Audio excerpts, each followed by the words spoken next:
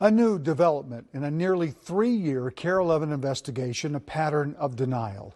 Some members of Congress now say the Department of Veterans Affairs is acting illegally and immorally, and they've introduced legislation to force the VA to pay for veterans' emergency medical bills.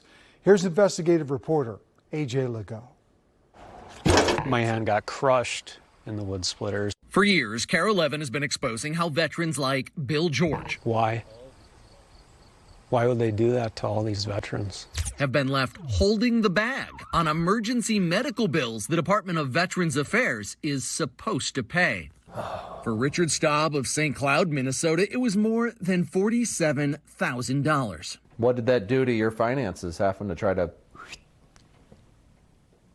goes down, you know. The Federal Court of Appeals for Veterans Claims, first in a 2016 landmark case involving Mr. Staub, and again in a class action lawsuit in 2019, found the VA is violating the law by refusing to pay. Congress passed a law. Well, if you go to an emergency room, you're entitled to reimbursement. That's what we ruled in Staub. Interesting. No exceptions. To avoid payment, the VA recently appealed the latest court ruling. Members of Congress are fed up, calling the VA's actions illegal, immoral, and reprehensible. It's absolutely not acceptable. Senator Tammy Baldwin of Wisconsin is one of the authors of this new legislation mandating the VA pay the medical bills of veterans who went to non-VA hospitals during emergencies. Do we need a law to tell an agency to follow the law? So this is just outrageous, and I can't tell you how frustrating it is to have to introduce a bill to tell an agency to do its job and to follow the law.